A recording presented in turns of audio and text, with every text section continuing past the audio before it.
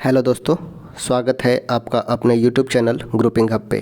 तो जैसा कि हम लोग ज्ञान बिंदु जीएस एकेडमी का टेस्ट देख रहे थे, जिसके अंतर्गत हम लोगों ने 32 सेट को कंप्लीट कर लिया था। आज जो होने वाला है टेस्ट नंबर है 33। इसका अगर आप पीडीएफ प्राप्त करना चाहते हैं तो दिए गए डिस्क्रिप्शन से जुड़ सकते हैं व्हाट्सएप के लिंक थ्रू, और अगर टेस्ट लगाना चाहते हैं तो सर के प्लेटफॉर्म से आप इसका टेस्ट भी लगा सकते हैं। चलिए शुरुआत करते हैं।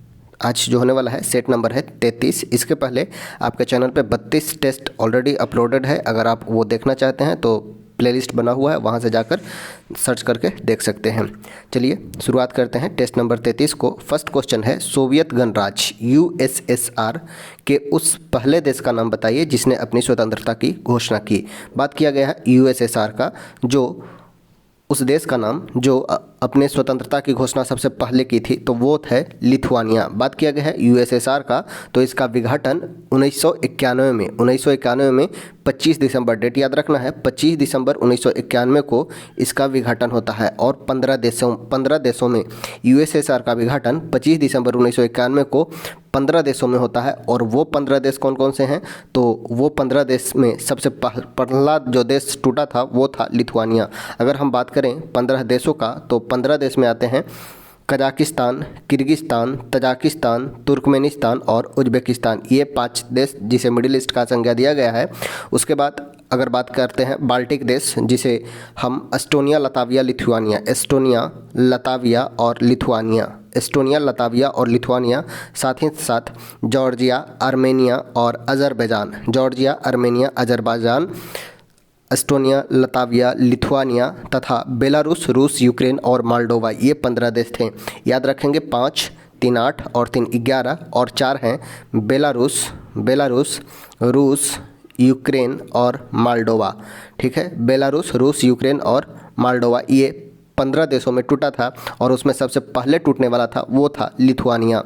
बात करते हैं लिथुआनिया का, तो लिथुआनिया, एस्टोनिया और लताविया, एस्टोनिया, लताविया, लिथुआनिया ये 3 बाल्टिक देश कहलाते हैं। वही जॉर्जिया, आर्मेनिया, अज़रबैजान ये 3 काकेशस देश कहलाते हैं। ठीक है, यहाँ पे सिर्फ पूछा गया था, सबसे पहला देश जो टूटा था वो था लिथुआनिया। ऑप्शन हो जाएगा यहाँ पे बी। नेक्स्ट है, भारतीय राज्य व्यवस्था के संदर्भ में निम्नलिखित कथन पर विचार करें।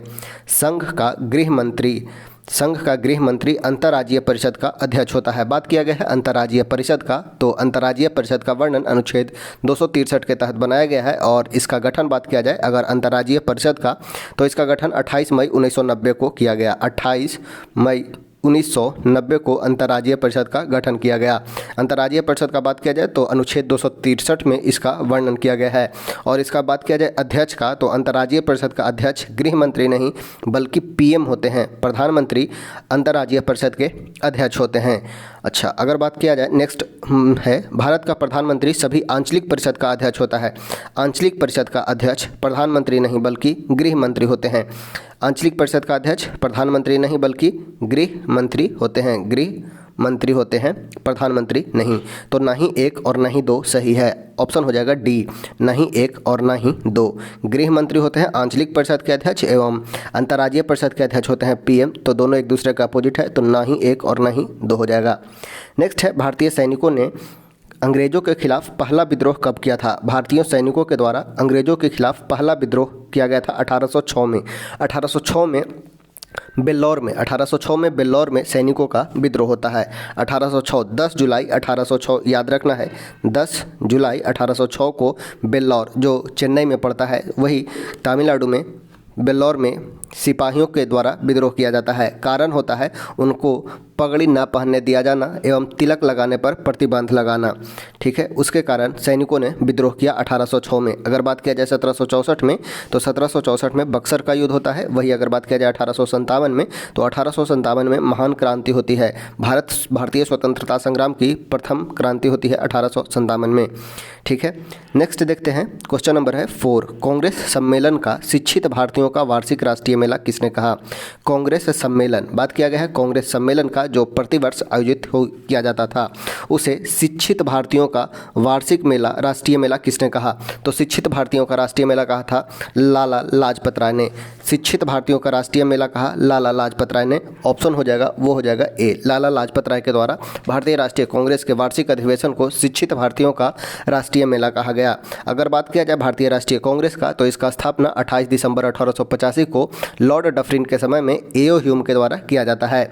अगर बात किया जाए कांग्रेस का, भारतीय राष्ट्रीय कांग्रेस के संबंध में 3 सिद्धांत दिए गए थे। 3 सिद्धांत में था सेफ्टी वॉल्व का सिद्धांत, सेफ्टी वॉल्व यानी कि सुरक्षा कपाट का सिद्धांत जो दिया गया था लाला लाजपत राय के द्वारा। सेफ्टी वॉल्व का सिद्धांत लाला लाजपत राय ने दिए थे। सेफ्टी वॉल्व यानी कि भारतीय राष्ट्रीय कांग्रेस का गठन सेफ्टी वॉल्व के रूप में किया गया है, यह बतलाए थे लाला लाजपत राय। वही त्वरित चालक का सिद्धांत दिए थे गोपाल कृष्ण गोखले। गोपाल कृष्ण गोखले के द्वारा त्वरित चालक का सिद्धांत दिया गया था। अगर बात करें कांग्रेस के बारे में कुछ लोगों ने उपहास किया है, जैसे लॉर्ड डफरिन के समय में ही भारतीय राष्ट्रीय कांग्रेस का स्थापना होता है और डफरिन ने ही कहा कांग्रेस देश के सूक्ष्म अल्पसंख्यक जनता का प्रतिनिधित्व करता है। लॉर्ड डफरिन बोलता है, लॉर्ड डफरिन के द्वारा कहा गया कांग्रेस देश के सूक्ष्म अल्पसंख्यक जनता का प्रतिनिधित्व करता है। वही अरविंद घोष बोलते हैं कांग्रेस क्षय रोग से मरने वाला है। कांग्रेस क्षय रोग से मरने वाला है, अरविंद घोष का कथन था। कांग्रेस के लोग पद के भूखे राजनीतिक है, यह कहा गया था बंकिम चंद्र चटर्जी के द्वारा। कांग्रेस के लोग पदों के भूखे राजनीतिक है, यह कहा गया था बंकिम चंद्र चटर्जी के द्वारा। बंकिम चंद्र चटर्जी ने कांग्रेस के लोगों को पद का भूखा राजनीतिक कहा। वही कांग्रेस को समाप्त करने की बात कही थी महात्मा गांधी ने। महात्मा गांधी ने कांग्रेस को एक राजनीतिक संस्था के रूप में समाप्त करने की बात कही थी स्वतंत्रता के बाद। नेक्स्ट है क्वेश्चन नंबर है 5। नारी शक्ति वंदन अधिनियम के बारे में कौन सा कथन सत्य नहीं है? नारी शक्ति वंदन अधिनियम यह नई संसद भवन में पारित होने वाला पहला अधिनियम है, बिल्कुल सही है। नई संसद भवन में पारित होने वाला पहला अधिनियम बना नारी शक्ति वंदन अधिनियम। 128वां संविधान संशोधन विधेयक था, यह भी बिल्कुल सही है। लोकसभा राज्य विधानसभा में 33% आरक्षण का प्रावधान है, नहीं। बात किया जाए नारी शक्ति वंदन अधिनियम के तहत लोकसभा एवं राज्य विधानसभा में 33% आरक्षण का प्रावधान है, न कि राज्यसभा में। लोकसभा एवं राज्य विधानसभा में 33% महिलाओं का आरक्षण का प्रावधान है नारी शक्ति वंदन अधिनियम के तहत। अर्थात ऑप्शन जो सी हो जाएगा वो सही नहीं है, आंसर हमारा हो जाएगा सी। पुदुचेरी विधानसभा में यह लागू नहीं होगा, यह भी बिल्कुल सही है। यह लागू देश के समस्त राज्य एवं दिल्ली विधानसभा में इसे लागू किया जाएगा। तो यहाँ पे राज्यसभा जो लिखा है वो गलत है, ऑप्शन हो जाएगा सी। नेक्स्ट है मंत्रिमंडलीय प्रणाली किस देश के संविधान से ग्रहण किया गया है? मंत्रिमंडलीय प्रणाली यह लिया गया है ब्रिटेन से। बात किया गया है मंत्रिमंडलीय प्रणाली का तो यह लिया गया है ब्रिटेन से लिया गया है मंत्रिमंडलीय प्रणाली। वही अगर बात करें विधि का शासन, संसदीय शासन प्रणाली, एकल नागरिकता, विधि निर्माण प्रक्रिया, संसदीय विशेषाधिकार, ये सभी ब्रिटेन से लिया गया है। वही अगर बात करते हैं अमेरिका का तो अमेरिका से मूल अधिकार, प्रस्तावना के शब्द, स्वतंत्र न्यायपालिका, न्यायिक पूर्णावलोकन, सर्वोच्च न्यायालय एवं उच्च न्यायालय के न्यायाधीश को हटाए जाने की प्रक्रिया, जनहित याचिका, ये सभी अमेरिका से लिया गया है। अगर बात करें कनाडा से तो कनाडा से लिया गया है संघात्मक शासन व्यवस्था। नेक्स्ट हम देखते हैं क्वेश्चन नंबर है 7। कौन सा संघात्मक शासन प्रणाली के लक्षण नहीं है? संघात्मक शासन प्रणाली जो लिया गया है कनाडा से, अभी बतलाएं संघात्मक शासन प्रणाली के लक्षण इनमें से कौन नहीं होगा? तो लिखित संविधान होता है, लोकसभा एवं राज्यसभा का अस्तित्व संघात्मक शासन व्यवस्था का लक्षण नहीं है, ऑप्शन हो जाएगा बी, लोकसभा एवं राज्यसभा का अस्तित्व। स्वतंत्र न्यायपालिका, केंद्र एवं राज्य के बीच शक्ति का स्पष्ट विभाजन एवं लिखित संविधान संघात्मक शासन प्रणाली के लक्षण होते हैं। तो ऑप्शन बी हो जाएगा हमारा सही उत्तर। नेक्स्ट देखते हैं किस संविधान संशोधन के तहत पंजाब को विभाजित कर हरियाणा का निर्माण किया गया? पंजाब का विभाजन एवं हरियाणा का निर्माण 1966 ईस्वी को हुआ। पंजाब का विभाजन एवं हरियाणा के निर्माण 1966 ईस्वी में हुआ था और यह संशोधन था 18वां संविधान संशोधन 1 नवंबर 1966 को हरियाणा राज्य का गठन हुआ और संविधान संशोधन था 18वां संविधान संशोधन। ऑप्शन जो हो जाएगा वो हो जाएगा सी। नेक्स्ट देखते हैं क्वेश्चन नंबर हमारा है 9। भारतीय राष्ट्रीय ध्वज के रंग और उसके मध्य में चक्र के महत्व की यथेष्ट वर्णन किसके द्वारा किया गया है? बात किया गया है भारतीय राष्ट्रीय ध्वज का तो भारतीय राष्ट्रीय ध्वज का डिजाइन जो तैयार किया था वो पिंगली वेंकैया के द्वारा तैयार किया गया था। पिंगली वेंकैया ने भारतीय राष्ट्रीय ध्वज के डिजाइन को तैयार किया, वही उसके रंग और मध्य में चक्र के महत्व का वर्णन करते हैं doctor S Radhakrishnan. Doctor S Radhakrishnan के द्वारा भारतीय राष्ट्रीय ध्वज के रंग और उसके मध्य में चक्र के महत्व की यथेष्ट वर्णन किया जाता है। अगर बात किया जाए भारतीय राष्ट्रीय ध्वज का, तो भारतीय राष्ट्रीय ध्वज को सर्वप्रथम 7 दिसंबर 1907 को इसे फहराया गया था जर्मनी के स्टुटगार्ट में। वही अभी वर्तमान का जो झंडा है उसमें 6 बार परिवर्तन कर दिया गया है। भारतीय राष्ट्रीय ध्वज में 6 बार परिवर्तन हुआ है। अगर बात किया जाए भारतीय संविधान सभा द्वारा राष्ट्रीय ध्वज को 22 जुलाई 1947 को अपनाया गया था। 22 जुलाई 1947 को राष्ट्रीय ध्वज अपनाया गया था। एक क्वेश्चन पूछा जाता है राष्ट्रीय ध्वज में लंबाई और चौड़ाई का अनुपात, तो लंबाई और चौड़ाई का अनुपात जो है वो है 3:2। वही अगर बात किया जाए भारतीय ध्वज संहिता कब लागू हुआ, तो 26 जनवरी 2002 को भारतीय ध्वज संहिता लागू किया गया था। पिंगली वेंकैया जो संबंधित है राष्ट्रीय डिजाइन तैयार किए थे और वर्णन करते हैं चक्र का एवं उसके कलर का डॉक्टर एस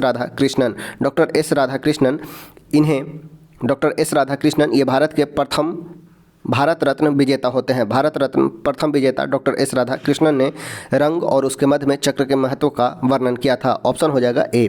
नेक्स्ट है अनुच्छेद 359 राष्ट्रपति को शक्ति प्रदान करता है क्या। अनुच्छेद 359 के तहत राष्ट्रपति को मूल अधिकार निलंबन करने की शक्ति है। मूल अधिकार के निलंबन करने की शक्ति राष्ट्रपति को अनुच्छेद 359 में दिया गया है। ऑप्शन हो जाएगा बी। नेक्स्ट है किसी पारिस्थितिकी तंत्र में ऊर्जा का पिरामिड हमेशा बनेगा कैसा, तो यह हमेशा सीधा बनता है। पारिस्थितिकी तंत्र, बात किया जाए पारिस्थितिकी का, तो यहाँ से 2 पॉइंट याद रखना है। अगर वर्ड पूछे पारिस्थितिकी, तो पारिस्थितिकी वर्ड का सर्वप्रथम प्रयोग अर्नेस्ट हैकल के द्वारा किया गया था।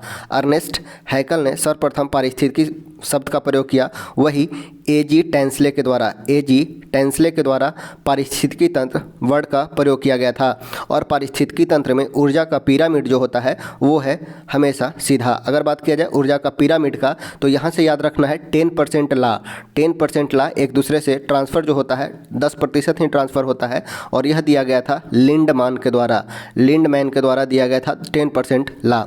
ठीक है, तो ऊर्जा का पिरामिड जो बनेगा वो हमेशा सीधा बनेगा। ऑप्शन जो हो जाएगा वो हो जाएगा बी। नेक्स्ट है निम्नलिखित में कौन सी बातें डार्विनवाद सिद्धांत का नहीं है। डार्विन थ्योरी का सिद्धांत इसमें कौन सा नहीं है। विभिन्नता की सर्वव्यापकता, योग्यतम की उत्तरजीविता एवं अस्तित्व का संघर्ष, ये सभी डार्विन थ्योरी में है। वही उपार्जित लक्षणों की वंशागति यह लैमार्क के द्वारा दिया गया था। उपार्जित लक्षणों की वंशागति यह लैमार्क के द्वारा दिया गया था, लैमार्क के द्वारा। तो ऑप्शन हो जाएगा डी। डार्विन सिद्धांत में नहीं है उपार्जित लक्षणों की वंशागति, यह संबंधित है लैमार्क से। ऑप्शन जो हो जाएगा वो हो जाएगा डी। नेक्स्ट है क्वेश्चन नंबर 13।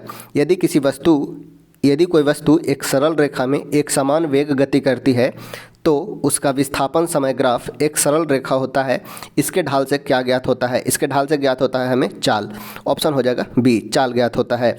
नेक्स्ट है किसी पिंड का वेग 3 गुना करने पर उस पर लगने वाला अभिकेंद्रीय बल कितना होगा।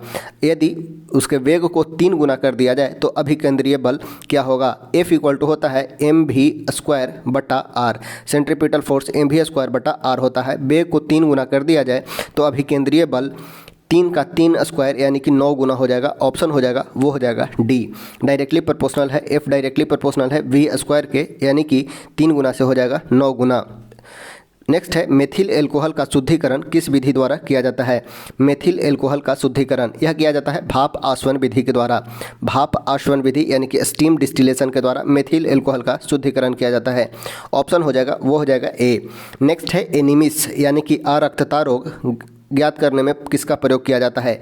अरक्तता रोग ज्ञात करने में रेडियो सक्रिय लोहा का प्रयोग किया जाता है। रेडियो सक्रिय लोहा का प्रयोग अरक्तता ज्ञात करने में किया जाता है। ऑप्शन हो जाएगा वो हो जाएगा सी। रेडियो सक्रिय लोहा का प्रयोग अरक्तता ज्ञात करने में किया जाता है। वही कोबाल्ट 60 का प्रयोग कैंसर के इलाज में किया जाता है। आर्सेनिक 74 का यूज, कोबाल्ट 60 का प्रयोग कैंसर में, वही आर्सेनिक 74 का प्रयोग ट्यूमर में, और सोडियम 24 का यूज रक्त के थक्के का पता लगाने में किया जाता है। यहाँ पे पूछा गया था एनीमिस रोग, तो रेडियो सक्रिय लोहा का प्रयोग किया जाता है। नेक्स्ट है क्वेश्चन नंबर है 17 कैल्शियम प्लस यानी कि यहाँ से 2 इलेक्ट्रॉन हटा दिया गया है तो इसका परमाणु संख्या कितना होगा। तो 20 होता है कैल्शियम का, इससे 2 हटा देंगे तो ये हो जाएगा 18। 18 हो जाएगा। कैल्शियम से 2 प्लस प्लस यानी कि यहाँ से 2 इलेक्ट्रॉन को निकाल लिया गया है और इस पर पॉजिटिव साइन आ गया है तो इसका परमाणु संख्या हो जाएगा, वो हो जाएगा 18। नेक्स्ट है क्षार फिनोल्फ्थेन को किस रंग में परिवर्तित करता है। क्षार फिनोल्फ्थेलिन को किस रंग में चेंज कर देता है, तो चेंज करता है गुलाबी में। ऑप्शन हो जाएगा सी, गुलाबी में। नेक्स्ट है क्वेश्चन नंबर है 19।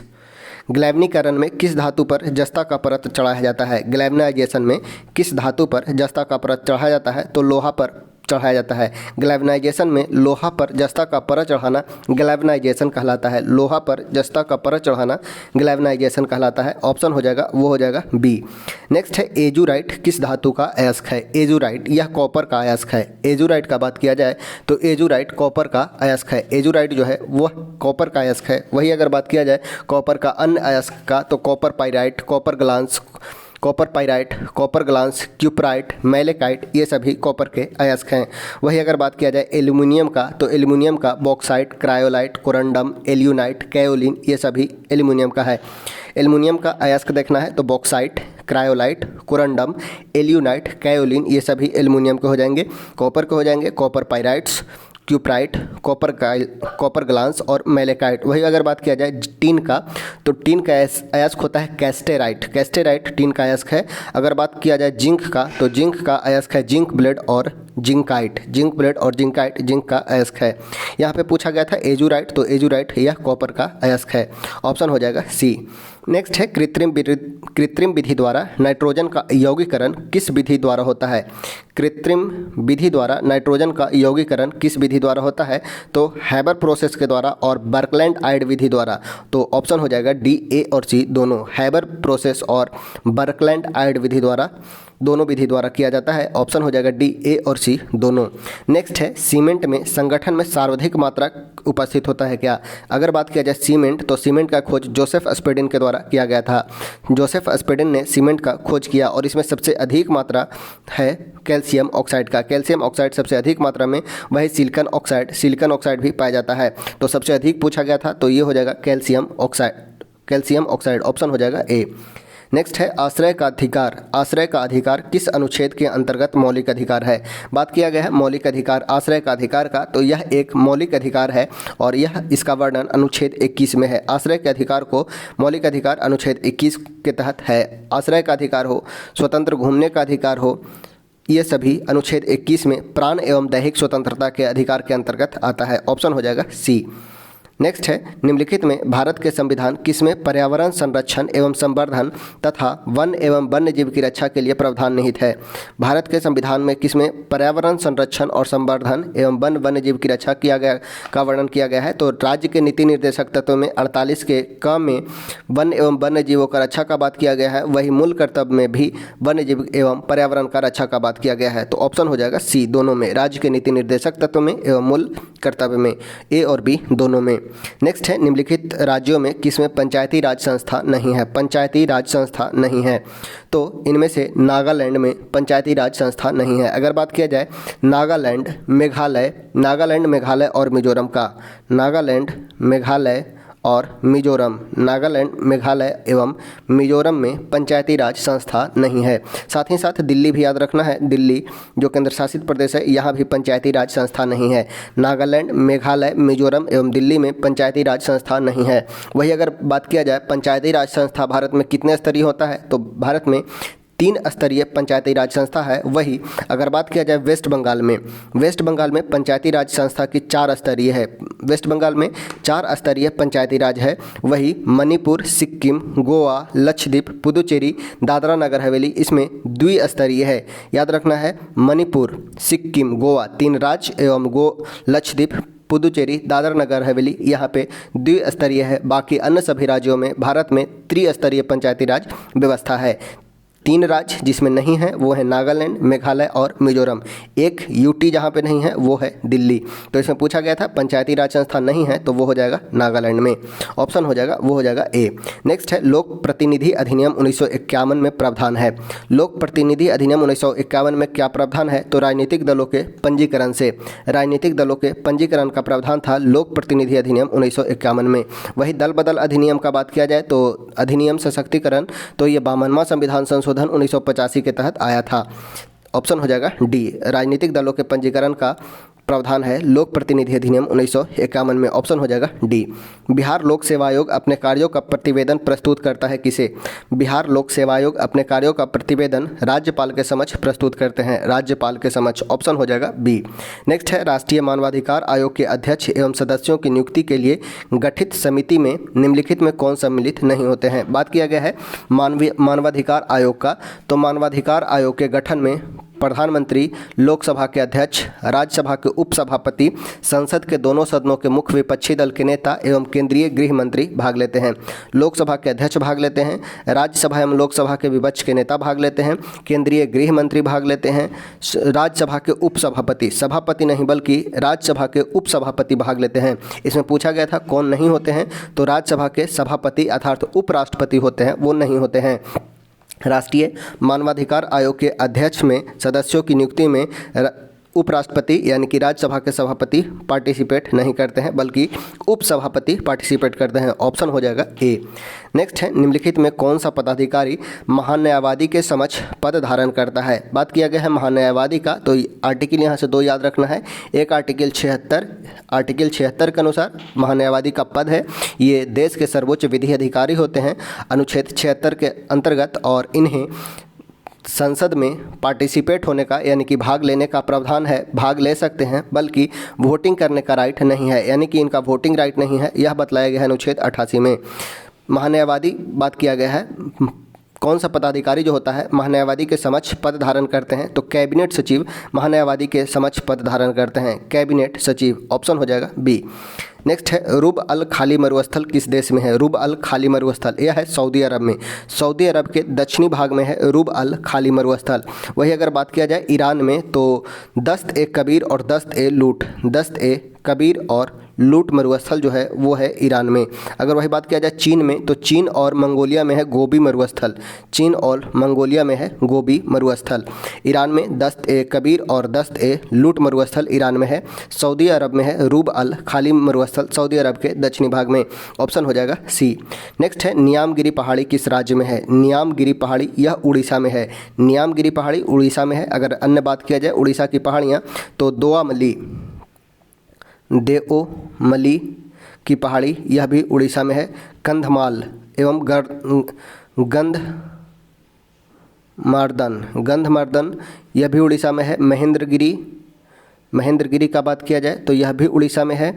महेंद्रगिरी, देओमली, महेंद्रगिरी, देवली हिल्स एवं मलयगिरी ये सभी उड़ीसा की पहाड़ियाँ हैं।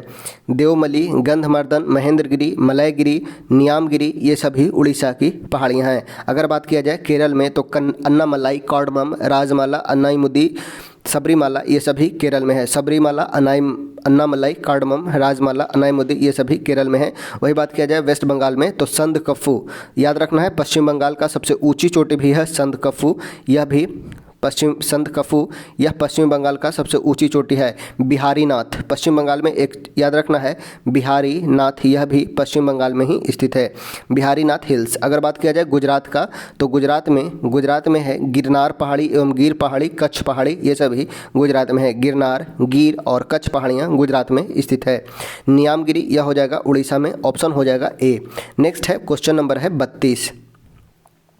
भारत के प्रमुख क्वेश्चन पूछा गया है, भारत के प्रमुख नदी द्रोणी का सही घटते क्रम क्या है? तो सबसे बड़ा हो जाएगा वो हो जाएगा गंगा, उसके बाद है सिंधु, उसके बाद है गोदावरी, कृष्णा, ब्रह्मपुत्र और महानदी। गंगा, सिंधु, गोदावरी, कृष्णा, ब्रह्मपुत्र और महानदी। ऑप्शन जो हो जाएगा वो हो जाएगा डी। नेक्स्ट है निम्नलिखित में किन दो महासागरों के बीच पाए जाने वाले वायु दाब का अंतर मापकर मानसून के तीव्रता का पूर्वानुमान लगाया जाता है? किस दो महासागर के बीच पाए जाने वाले वायुदाब का अंतर मापा जाता है और मानसून के तीव्रता का पता लगाया जाता है? तो वो है प्रशांत महासागर एवं हिंद महासागर। प्रशांत महासागर एवं हिंद महासागर के बीच के वायुदाब को अंतर नापकर हम मानसून का पता लगाते हैं। ऑप्शन हो जाएगा बी। नेक्स्ट है, निम्नलिखित में कौन सा मृदा अपरदन का कारण नहीं है? मृदा अपरदन का कारण इनमें से कौन सा नहीं है?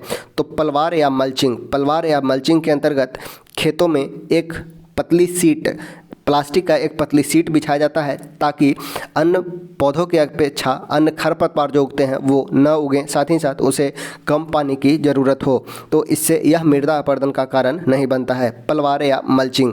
पलवार या मल्चिंग के अंतर्गत एक प्लास्टिक का थिन पतला पत्थर के जैसा बिछा दिया जाता है और जो फसल के अलावा उगने वाले हानिकारक पौधे होते हैं उन्हें नहीं उगने देते हैं और इसमें पानी भी कम यूज करना पड़ता है। तो वो होता है पलवार या मल्चिंग और इसके अंतर्गत मृदा अपरदन का कारण नहीं होता है। ऑप्शन हो जाएगा वो हो जाएगा सी। नेक्स्ट है, पंचमढ़ी बायोस्फीयर रिजर्व को यूनेस्को ने अपने सूची में किस वर्ष शामिल किया था? पंचमढ़ी बायोस्फीयर रिजर्व को यूनेस्को ने अपने सूची में किस वर्ष शामिल किया था? तो 2009 में। 2009 में पंचमढ़ी को यूनेस्को ने अपने सूची में सम्मिलित किया था। बात किया जाए बायोस्फीयर रिजर्व का तो भारत में अभी वर्तमान में 18 बायोस्फीयर रिजर्व हैं, जिसमें 12 को यूनेस्को ने अपने सूची में सम्मिलित किया है। टोटल 18 बायोस्फीयर रिजर्व हैं, जिसमें 12 को यूनेस्को ने सम्मिलित किया है। नेक्स्ट है, क्वेश्चन नंबर है 36। निम्नलिखित में किस परियोजना को भूकंप के दृष्टिकोण से अति संवेदनशील माना जाता है? तो यह है टिहरी बांध परियोजना। टिहरी बांध परियोजना को भूकंप के दृष्टिकोण से संवेदनशील माना जाता है। टिहरी बांध परियोजना यह भागीरथी और भिलांगना नदी के किनारे स्थित है। टिहरी बांध परियोजना। ऑप्शन हो जाएगा ए। अनंतपुर स्वर्ण उत्पादक क्षेत्र किस राज्य में है? अनंतपुर स्वर्ण उत्पादक क्षेत्र यह है आंध्र प्रदेश में। आंध्र प्रदेश में है, अनंतपुर जिले में है अनंतपुर स्वर्ण उत्पादक क्षेत्र। यह आंध्र प्रदेश के अनंतपुर जिला में है। ऑप्शन हो जाएगा बी।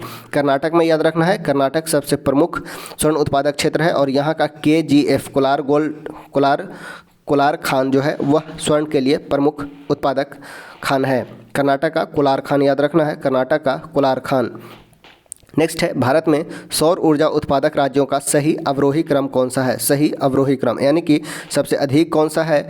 तो सबसे अधिक जो हो जाएगा वो हो जाएगा कर्नाटक। सबसे अधिक हो जाएगा कर्नाटक, उसके बाद हो जाएगा तेलंगाना, कर्नाटक के बाद तेलंगाना, उसके बाद हो जाएगा तमिलनाडु हो जाएगा, उसके बाद हो जाएगा आंध्र प्रदेश, उसके बाद हो जाएगा आंध्र प्रदेश और बाद में हो जाएगा राजस्थान। कर्नाटक, तेलंगाना, राजस्थान, आंध्र प्रदेश और बाद में हो जाएगा तमिलनाडु। तो ऑप्शन हो जाएगा सी, तमिलनाडु। सबसे अधिक जो हो जाएगा वो हो जाएगा तमिलनाडु में और सबसे कम हो जाएगा वो हो जाएगा कर्नाटक में। ऑप्शन हो जाएगा वो हो जाएगा सी। कोंकण रेलवे का सर्वाधिक लंबाई किस राज्य में है? बात किया गया है कोंकण रेलवे का तो सबसे अधिक लंबाई है महाराष्ट्र में। कोंकण रेलवे का लंबाई महाराष्ट्र में है 361 किलोमीटर। कोंकण रेलवे का बात किया जाए तो इसका स्थापना 1998 में, कोंकण रेलवे का स्थापना 1998 में हुआ और इसका लंबाई जो है टोटल 760 किलोमीटर है, जिसकी लंबाई महाराष्ट्र, गोवा और कर्नाटक में है।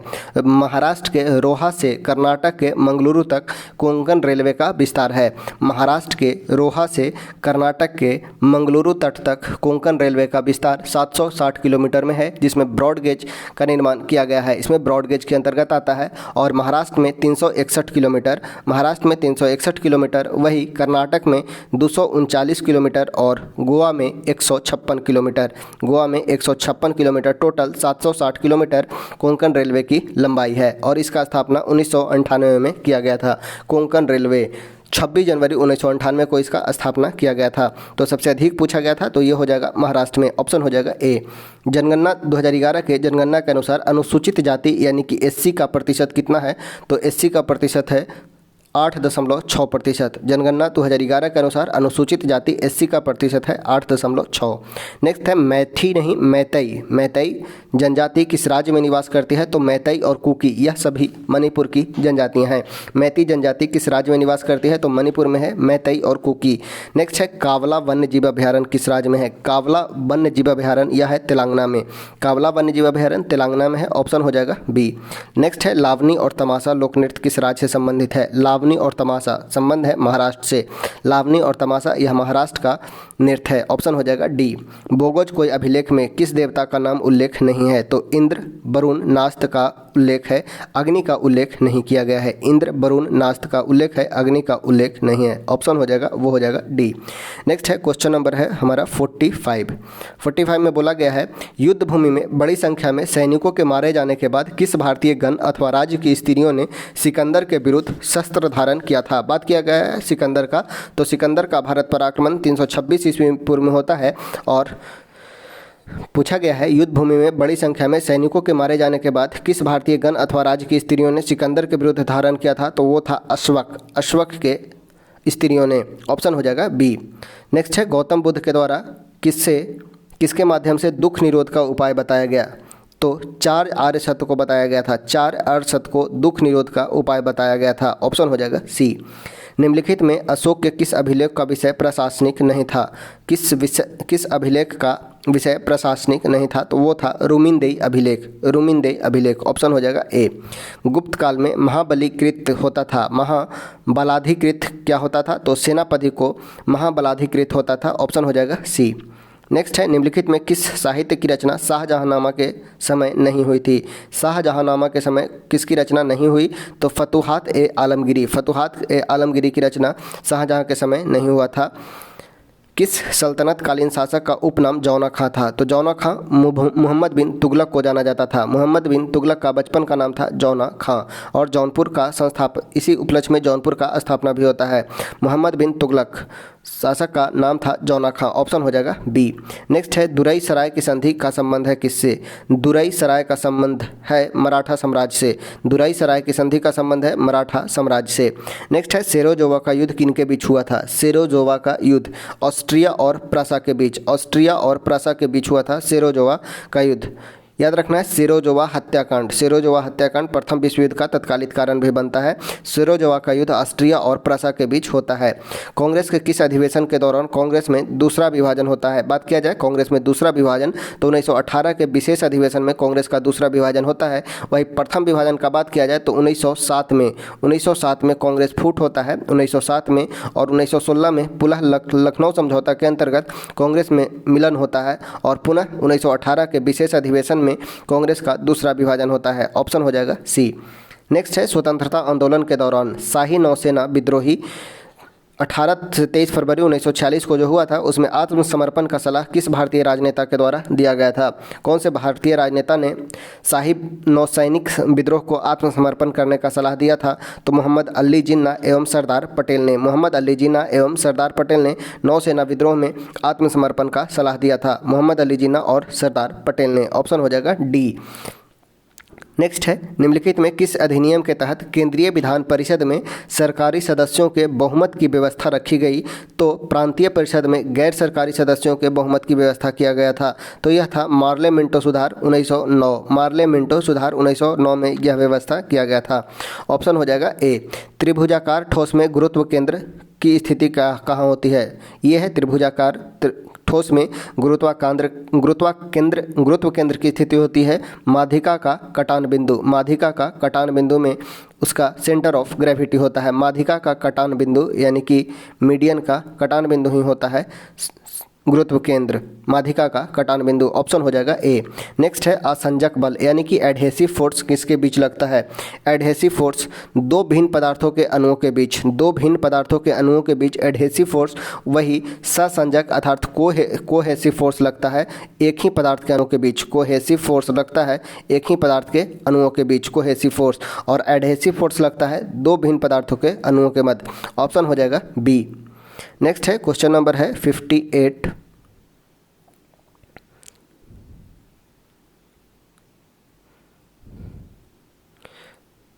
58 में बतलाया गया है ध्वनि की चाल, ध्वनि की चाल गैसों के घनत्व अथवा अनुभार के होती है। कैसा? ध्वनि की चाल गैसों के घनत्व अथवा अनुभार के वर्गमूल के व्युत्क्रमानुपाती होती है। वर्गमूल के व्युत्क्रमानुपाती। ध्वनि की चाल गैसों के घनत्व या अनुभार के वर्गमूल के व्युत्क्रमानुपाती होता है। ऑप्शन हो जाएगा सी। निम्नलिखित में किससे प्रकाश का विद्युत चुंबकीय तरंग सिद्धांत की व्याख्या नहीं होता है? तो प्रकाश के विद्युत चुंबकीय के व्याख्या प्रकाश का विवर्तन, व्यक्तीकरण या विद्युत प्रभाव, इनमें से किसी से नहीं होता है। न ही प्रकाश के विवर्तन से, न ही प्रकाश का विद्युत प्रभाव से, न ही प्रकाश का व्यक्तीकरण से, बल्कि प्रकाश के ध्रुवन से इसका व्याख्या होता है। विद्युत चुंबकीय तरंग सिद्धांत प्रकाश के ध्रुवन से संबंधित है, तो इनमें से हो जाएगा कोई नहीं। ऑप्शन हो जाएगा डी। आधुनिक इलेक्ट्रॉन सिद्धांत कौन सा वैज्ञानिक संबंधित नहीं है? आधुनिक इलेक्ट्रॉन सिद्धांत इनमें से कौन सा संबंधित नहीं है? तो नील्स बोर, रदरफोर्ड और थॉमसन संबंधित है, बल्कि बेंजामिन फ्रैंकलिन नहीं हो जाएगा। आधुनिक इलेक्ट्रॉन सिद्धांत से कौन से वैज्ञानिक का संबंध नहीं है? तो बेंजामिन फ्रैंकलिन का। नेक्स्ट है ओम के नियम के अनुसार कौन सा राशि स्थिर होता है? तो V = IR होता है। ओम के नियम के अनुसार V = IR at constant temperature, यानी कि ताप नियत होना चाहिए। ऑप्शन हो जाएगा सी। नेक्स्ट है रोहिंटन बारिया ट्रॉफी। रोहिंटन बारिया ट्रॉफी का संबंध किस खेल से है? रोहिंटन बारिया ट्रॉफी का संबंध है क्रिकेट से। क्रिकेट से। ऑप्शन हो जाएगा सी। पत्तियों का विकास हुआ है किस उत्तक से? पत्तियों का विकास शीर्षस्थ विभाज्योत्तिकी से उत्तक से होता है। शीर्षस्थ विभाज्योत्तिक से पत्तियों का विकास होता है। ऑप्शन हो जाएगा ए। नेक्स्ट है आर्थराइटिस रोग से संबंधित अंग है। आर्थराइटिस से कौन सा अंग प्रभावित होता है? तो हड्डी। हड्डी होता है आर्थराइटिस रोग से संबंधित। आर्थराइटिस रोग से हमारा हड्डी प्रभावित होता है। ऑप्शन जो हो जाएगा वो हो जाएगा सी।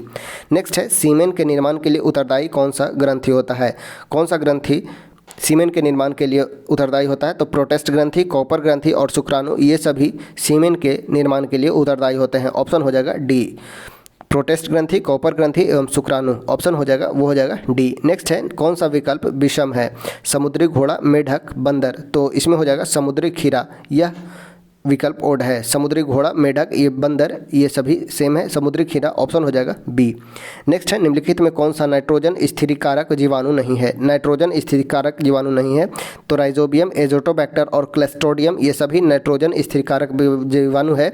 वही ई कोलाई यह नाइट्रोजन स्थिरीकारक जीवाणु नहीं है। ई कोलाई यह हमारे मनुष्य में पाए जाने वाला जीवाणु है, ई कोलाई, जो आत्मा में पाया जाता है।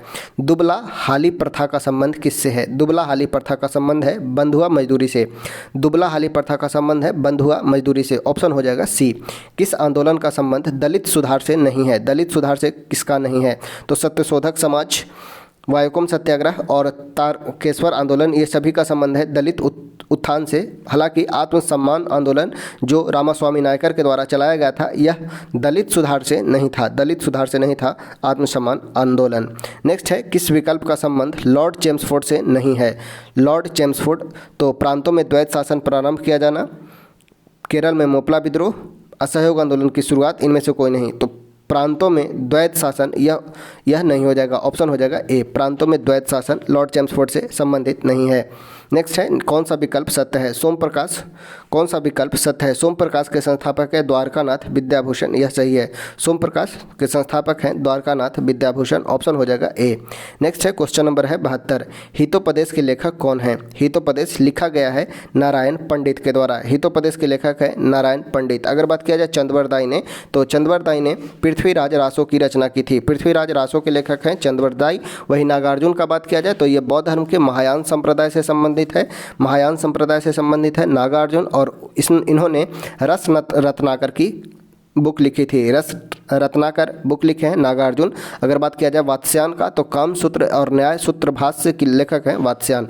पूछा गया था हितोपदेश, लेखक है नारायण पंडित। ऑप्शन हो जाएगा बी। अमेरिकी स्वतंत्रता संग्राम का तत्कालिक कारण क्या था? तो बोस्टन की टी पार्टी। बोस्टन की टी पार्टी अमेरिका स्वतंत्रता संग्राम की तत्कालिक कारण था। यह हुआ था 16 दिसंबर 1773 को। 16 दिसंबर 1773 को बोस्टन की टी पार्टी स्वतंत्रता संग्राम का, अमेरिकी स्वतंत्रता संग्राम का तत्कालिक कारण बनता है। बात किया जाए अमेरिकी स्वतंत्रता संग्राम का, तो यह होता है 1773 से 1783 तक, 1773 से 83 तक अमेरिकी स्वतंत्रता संग्राम होता है, जिसमें बोस्टन की टी पार्टी तत्कालिक कारण बनता है। ऑप्शन हो जाएगा बी। अगर बात किया जाए अमेरिका स्वतंत्रता संग्राम का, तो अमेरिका का स्वतंत्रता होता है 4 जुलाई 1776 को। 4 जुलाई 1776 को अमेरिका स्वतंत्र हुआ, अतः 4 जुलाई को अमेरिका स्वतंत्रता दिवस मनाता है। नेक्स्ट है 74 भारत के मंदिरों से संबंधित दिए गए कथन में कौन सा कथन सही है? नागर शैली की वास्तुकला को उत्तर भारतीय शैली के नाम से भी जाना जाता है, यह बिल्कुल सही है। द्रविड़ शैली की वास्तुकला दक्षिण भारतीय शैली के रूप में जानी जाती है, यह भी सही है। उत्तर भारत में नागर शैली और दक्षिण भारत में द्रविड़ शैली के रूप में जाना जाता है, वही मध्य भारत में बेसर शैली के अंतर्गत मंदिरों का निर्माण हुआ है। नेक्स्ट है क्वेश्चन नंबर 25, कौन सा कर्नाटक संगीत का एक राग है? इनमें से कौन कर्नाटक संगीत का एक राग है? तो यह है सिंधु भैरवी।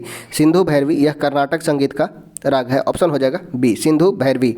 किसे पर्यावरण संगठन ने साफ समुद्र अभियान शुरू किया है? कौन सा पर्यावरण संगठन है जिसने साफ समुद्र अभियान शुरुआत किया है? तो यह है साफ समुद्र अभियान शुरुआत किया गया है यूएन एनवायरनमेंट के द्वारा। यूएन एनवायरनमेंट के द्वारा शुरुआत किया गया है साफ समुद्र अभियान। ऑप्शन जो हो जाएगा वो हो जाएगा सी। नेक्स्ट है आधुनिक पारिस्थितिकी के जनक कौन है? बात किया गया है आधुनिक पारिस्थितिकी का, तो आधुनिक पारिस्थितिकी के जनक है EP Odum. EP Odum, Odum को आधुनिक पारिस्थितिकी का जनक, वही अगर बात किया जाए पारिस्थितिकी का जनक, तो पारिस्थितिकी का जनक अलेक्जेंडर वन हम्बोल्ट को, अलेक्जेंडर वन हम्बोल्ट को पारिस्थितिकी का जनक बोला जाता है। Alexander one Humboldt, Alexander one Humboldt को पारिस्थितिकी का जनक एवं भारत के पारिस्थितिकी का जनक रामदेव मिश्रा को कहा जाता है। रामदेव मिश्रा को भारतीय पारिस्थितिकी का जनक एवं आधुनिक पारिस्थितिकी का जनक यूजिन ओडम को कहा जाता है। अगर बात किया जाए पारिस्थितिकी का, तो वर्ड जो यूज किए थे वो किए थे अर्नेस्ट हैकल, और तंत्र का, पारिस्थितिकी तंत्र का अर्नेस्ट एजी टेंसले के द्वारा किया गया था। पारिस्थितिकी का शब्द का प्रयोग अर्नेस्ट हैकल के द्वारा और पारिस्थितिकी तंत्र का अर्नेस्ट हैकल के द्वारा। अगर बात करते हैं रॉबर्ट हुक का, तो रॉबर्ट हुक ने कोशिका की खोज की थी। रॉबर्ट हुक के द्वारा कोशिका की खोज। और रॉबर्ट ब्राउन का बात किया जाए तो रॉबर्ट ब्राउन ने न्यूक्लियस की खोज किया था। न्यूक्लियस की खोज रॉबर्ट ब्राउन के द्वारा किया गया था। अगर बात करते हैं चार्ल्स डार्विन का, तो चार्ल्स डार्विन ने प्राकृतिक चयन का सिद्धांत दिया था। प्राकृतिक चयन का सिद्धांत चार्ल्स डार्विन के द्वारा दिया गया था। नेक्स्ट है राष्ट्रीय जैव विविधता कार्य योजना कब लागू हुआ? राष्ट्रीय जैव विविधता कार्य योजना कब लागू हुआ? तो यह वर्ष 2008 में लागू किया गया था। वर्ष 2008 में राष्ट्रीय जैव विविधता कार्य योजना लागू हुई थी। अगर वही बात किया जाए जैव विविधता अधिनियम कब आया, तो जैव विविधता अधिनियम वर्ष 2002 में आता है। वर्ष 2002 में जैव विविधता अधिनियम आता है। वही राष्ट्रीय जैव विविधता कार्य योजना वर्ष 2008 में लागू की गई थी। ऑप्शन हो जाएगा वो हो जाएगा ए। एक नेक्स्ट है क्वेश्चन नंबर है 79, एक नेटवर्क वातावरण में जो सर्वर नहीं है, एक नेटवर्क वातावरण में क्या नहीं है? तो एक नेटवर्क वातावरण में नेटवर्क सर्वर, एक नेटवर्क वातावरण में नेटवर्क सर्वर जो सर्वर नहीं है। बाकी फाइल सर्वर, प्रिंटर सर्वर और अनुप्रयोग सर्वर ये सभी सर्वर होते हैं, और नेटवर्क सर्वर सर्वर नहीं है। ऑप्शन हो जाएगा डी। कौन सा प्रिंटर है एक समय में एक से अधिक कैरेक्टर प्रिंट नहीं कर सकता है? एक से अधिक प्रिंटर कौन नहीं प्रिंट कर सकता है? तो dot matrix printer. Dot matrix printer के द्वारा एक बार में एक शब्द से अधिक नहीं प्रिंट होता है। डॉट मैट्रिक्स प्रिंटर कुछ इस प्रकार से बना होता है और डॉट के माध्यम से वर्ड को टाइप किया जाता है डॉट मैट्रिक्स प्रिंटर के अंतर्गत। ऑप्शन हो जाएगा डी, डॉट मैट्रिक्स प्रिंटर एक समय में एक से अधिक कैरेक्टर को प्रिंट नहीं कर सकता है। ऑप्शन हो जाएगा डी। नेक्स्ट है भारत में निम्नलिखित में किस देश से S-400 Trump and defence missile system प्राप्त किया है? S-400 प्राप्त करता है भारत रूस से। ऑप्शन हो जाएगा डी, रूस से। कौन सा पहले डॉक्टर शांति स्वरूप भटनागर पुरस्कार विजेता है? शांति स्वरूप भटनागर पुरस्कार विजेता है के.एस. कृष्णन। यह फिजिक्स के क्षेत्र में इन्हें दिया गया था, के.एस. कृष्णन को। ऑप्शन हो जाएगा बी। शांति स्वरूप भटनागर पुरस्कार के विजेता है के.एस. कृष्णन। ऑप्शन हो जाएगा बी। मराठी भाषा में भगवत गीता का पहला विस्तृत टीका किसके द्वारा रचा गया है? तो मराठी भाषा में भगवत गीता का पहला विस्तृत टीका ज्ञानेश्वर ने लिखा था। ज्ञानेश्वर के द्वारा, संत ज्ञानेश्वर ने भगवत गीता की पहली विस्तृत टीका लिखी थी मराठी भाषा में। ऑप्शन हो जाएगा डी। नेक्स्ट है राष्ट्रीय एकता परिषद की पहली बैठक किस वर्ष आयोजित किया गया था? राष्ट्रीय एकता परिषद की पहली बैठक वर्ष 1962 में आयोजित किया गया था। वर्ष 1962 में। ऑप्शन हो जाएगा वो हो जाएगा बी। नेक्स्ट है कौन भारतीय जनसंघ के संस्थापक सदस्यों में से एक हैं? भारतीय जनसंघ के संस्थापक सदस्यों में से एक हैं कौन? तो श्यामा प्रसाद मुखर्जी। बात किया जाए भारतीय जनसंघ का, तो इसका स्थापना 21 अक्टूबर 1951 को न्यू दिल्ली में भारतीय जनसंघ के रूप में होता है। इसके संस्थापक सदस्य हैं श्यामा प्रसाद मुखर्जी, बलराज माधव और दीनदयाल उपाध्याय। बाद में भारतीय जनसंघ का 1977 में जनता पार्टी में विलय होता है, 1977 से 80 के बीच, और बाद में वही जनता पार्टी बाद में भारतीय जनता पार्टी के नाम से 1980 में इसका स्थापना होता है। जो आज का हम बीजेपी देखते हैं, यह भारतीय जनसंघ का ही एक ब्रांच था। पूर्व में, जिसका स्थापना 21 अक्टूबर 1951 को हुआ था। संस्थापक सदस्य हैं श्यामा प्रसाद मुखर्जी, दीनदयाल उपाध्याय और बलराज माधव। ऑप्शन हो जाएगा वो हो जाएगा सी। नेक्स्ट है क्वेश्चन नंबर है हमारा 86।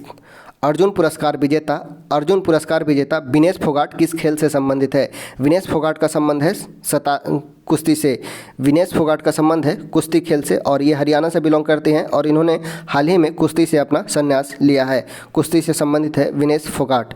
नेक्स्ट है क्वेश्चन नंबर है 87। किस अंतर्राष्ट्रीय संगठन में गीता गोपीनाथ को पहली महिला मुख्य अर्थशास्त्री नियुक्त की गई है? गीता गोपीनाथ ये बनी है IMF की पहली महिला अर्थशास्त्री। IMF इंटरनेशनल मॉनेटरी फंड की पहली महिला मुख्य अर्थशास्त्री बनी है गीता गोपीनाथ। ऑप्शन हो जाएगा ए। नेक्स्ट है सबसे पहला और सबसे पुराना अंतर सरकारी संगठन कौन सा है? सबसे पहला और सबसे पुराना अंतर सरकारी संगठन कौन सा है? अगर बात किया जाए अंतर्राष्ट्रीय श्रम संगठन का ILO का, तो इसका गठन 1919 में होता है। ILO का गठन 1919 में। संयुक्त राष्ट्र का गठन बात किया जाए तो 24 अक्टूबर 1945 को इसका गठन होता है। वही काउंसिल ऑफ यूरोप का बात किया जाए तो 5 मई 1949 को इसका गठन होता है काउंसिल ऑफ यूरोप को। Central commission for navigation on the Rhine, यह राइन नदी पर central commission for navigation on the Rhine का गठन 1815 में गठन किया गया था एवं अभी वर्तमान में भी ये कमीशन में है। तो यह सबसे पुराना हो जाएगा। सबसे पहला और सबसे पुराना अंतर सरकारी संगठन है central commission for navigation on the Rhine. Option हो जाएगा डी। नेक्स्ट है पोलैंड का राष्ट्रीय मुद्रा क्या है? बात किया गया है पोलैंड का, तो पोलैंड का राजधानी है वार्सा और राष्ट्रीय मुद्रा है जलाटी। पोलैंड का राष्ट्रीय मुद्रा है जलाटी और कैपिटल जो है वो है वार्सा। अगर बात किया जाए येन, तो जापान का राष्ट्रीय मुद्रा जो है येन है। वही डॉलर बात किया जाए तो अमेरिका का डॉलर है। नेक्स्ट है आरक्षित मुद्रा को दर्शाया जाता है किसके द्वारा? रिजर्व करेंसी को दर्शाया जाता है M नोट के द्वारा, M0 के द्वारा। आरक्षित मुद्रा को दर्शाया जाता है M0 के द्वारा। ऑप्शन हो जाएगा ए। नेक्स्ट है पूर्ण रूपेण भारतीयों द्वारा स्थापित एवं संचालित पहला बैंक कौन सा है? पूर्ण रूप से भारतीयों द्वारा स्थापित एवं संचालित पहला भारतीय बैंक है Punjab national bank. Punjab national bank, जिसका स्थापना लाला लाजपत राय के द्वारा 19 मई 1894 को किया गया था। ऑप्शन हो जाएगा सी। करेंसी तिजोरिया या चलन मुद्रा तिजोरिया का संचालन करते हैं किसके द्वारा? तो यह किया जाता है निजी कंपनी एवं करेंसी तिजोरिया या चलन मुद्रा तिजोरिया का संचालन कौन करता है? तो यह किया जाता है RBI, SBI एवं सभी व्यावसायिक बैंक सभी के द्वारा। तिजोरिया या चलन मुद्रा तिजोरिया का संचालन RBI, SBI एवं सभी व्यावसायिक बैंक के द्वारा किया जाता है। ऑप्शन हो जाएगा वो हो जाएगा डी। कौन कॉमर्शियल पेपर नहीं खरीद सकता है? कॉमर्शियल पेपर कौन नहीं खरीद सकता है? तो ना ही निजी कंपनी ना ही कंपनी संघ खरीद सकते हैं। तो उपयुक्त दोनों हो जाएगा। कॉमर्शियल पेपर दोनों ना ही निजी कंपनी एवं ना ही कंपनी संघ खरीद सकते हैं। ऑप्शन जो हो जाएगा वो हो जाएगा सी। नेक्स्ट है राष्ट्रीय आय समिति के प्रथम अध्यक्ष कौन थे? राष्ट्रीय आय समिति बात किया जाए अगर राष्ट्रीय आय समिति का, तो इसका गठन 30 जुलाई 1949 को किया गया था। 30 जुलाई 1949 को राष्ट्रीय आय समिति का गठन किया गया। इसके प्रथम अध्यक्ष PC महालोनबिस को बनाया जाता है। PC महालोनबिस, और PC महालोनबिस पर ही आधारित था दूसरा 5 ईयर प्लान। दूसरा 5 ईयर प्लान PC महालोनबिस मॉडल पर ही आधारित था। राष्ट्रीय आय समिति के प्रथम अध्यक्ष बनते हैं PC महालोनबिस। गठन हुआ है 30 जुलाई 1949 को। ऑप्शन हो जाएगा ए। नेक्स्ट है किसी अर्थव्यवस्था में बेरोजगारी तथा रोजगार उपलब्धता को किस के द्वारा दर्शाया जाता है? बेरोजगारी एवं रोजगार उपलब्धता को किस वक्र के द्वारा दर्शाया जाता है? तो बेवरेज वक्र के द्वारा। बेवरेज वक्र के द्वारा बेरोजगारी एवं रोजगार उपलब्धता को दर्शाया जाता है। ऑप्शन हो जाएगा सी। नेक्स्ट है राजकोषीय घाटे में से पुराने ऋण पर मिलने वाले ब्याज को घटाने पर प्राप्त क्या होगा? तो वह हमें प्राप्त होगा प्राथमिक घाटा। राजकोषीय घाटे में से पुराना ऋण को मिलने वाले ब्याज को अगर घटा दें तो हमें प्राप्त होता है प्राथमिक घाटा। ऑप्शन हो जाएगा ए। नेक्स्ट है कौन सा संविधान संशोधन सेवा कर से संबंधित है? सेवा कर से संबंधित इनमें कौन सा है? तो ये सभी इनमें से कोई ऑप्शन नहीं हो जाएगा। याद रखना है सेवा कर से संबंधित है 88वां संविधान संशोधन। 88वां संविधान संशोधन सेवा कर से संबंधित है।